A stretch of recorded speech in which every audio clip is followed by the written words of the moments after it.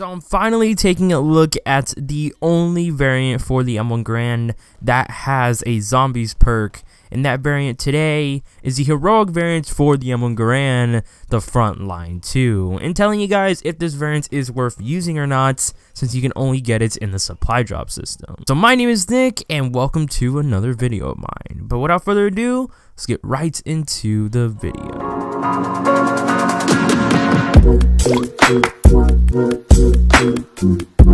So the Frontline 2. Now the Frontline 2 is a really nice looking heroic variant for the M1 Garand.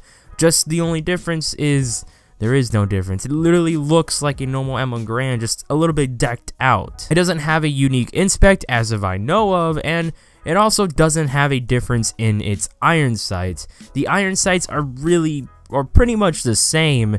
There's not a big difference other than the Frontline 2's has a little bit more design on it than the normal M1 Garand. The only way to get this variant is through the supply drop system, and it is a heroic, so it's going to be a little bit harder to get than if it was an epic variant. But I know once you do get it, the one question is this variant worth using? So I'm going to break down this variant through multiplayer and zombies so I can give you guys that big answer. So first off, multiplayer. Now it does have a perk for multiplayer, and it's 15% extra soldier XP. Now you're going to see it a little bit more than 10% in double XP situations. Now for the performance, it's a pretty good gun in both core and hardcore. From my personal opinion and from the use from my experience, it's a 2-shot kill in core, but obviously it's a 1-shot kill in hardcore. Now the attachments I use for the M1 Garand is extended mags, rapid fire, quick draw, and reflex sights. Now I use all that because extended mag just to have more shots in the mag, rapid fire so I can shoot a little bit faster,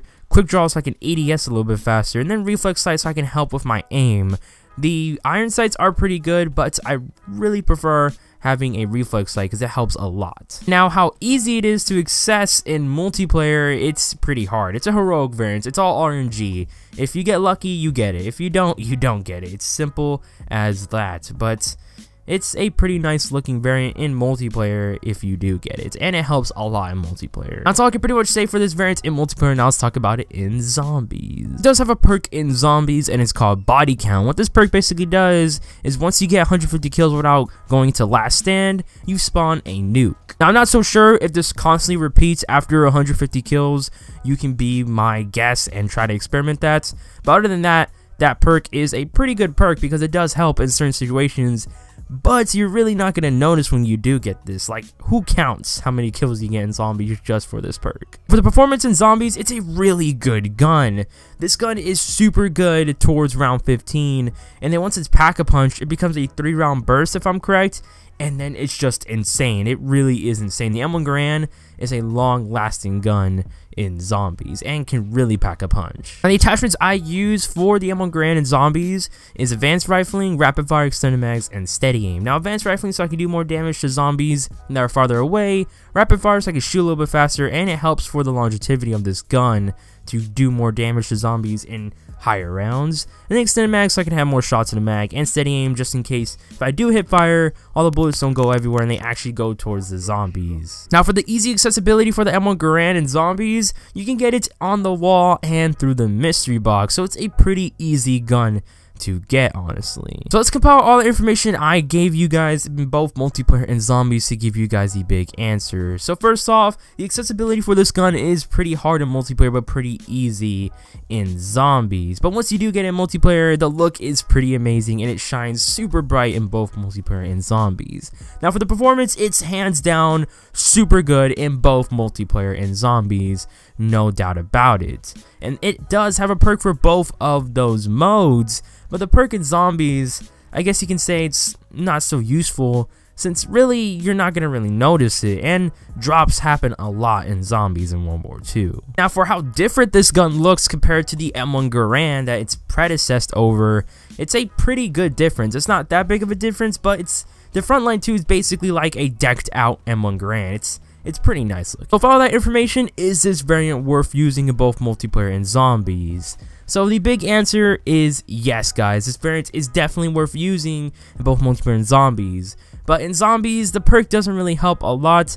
but it's a heroic variant that looks amazing, and it's the only variant for the M1 Garand that has a zombies perk, so why not use it? It's not the worst perk ever, but it's an okay perk. And the performance is amazing in both multiplayer and zombies, and you get a 15% bonus XP in multiplayer for using the certain variant category for this gun, which is amazing. And don't even get me started on that look, just you can literally look at this gun for ages and not be amazed. But guys, that's basically pretty much it for this video, and if I did help you guys choose on whether or not to use this gun, then drop a like, it helps me out a ton. And if you're new to the channel, subscribe for more videos. The content is uploaded Monday, Wednesday, Friday, Sunday. And remember that bell subscribe button so you don't miss an upload. And also follow me on mixer.com/DezNik to check out my latest streams of Fortnite Battle Royale if you're into that. Also, whip up a card to the series playlist right about now, and I'll put in the description down below. The series playlist is called the Is This Variant Worth It series.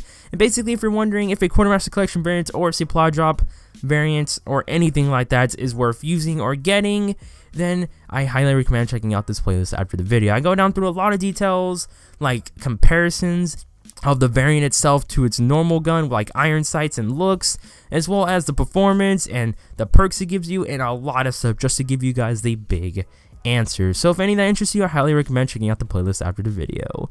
But again, guys, that's basically pretty much it, and I hope you guys have an amazing day. And also comment down below your thoughts about the Frontline 2. Do you like how it looks? Do you not like how the zombies perk is just a nuke and you think it should be something different? Just any opinion I would love to hear in the comments down below. But I'll see you guys in my next video, and peace.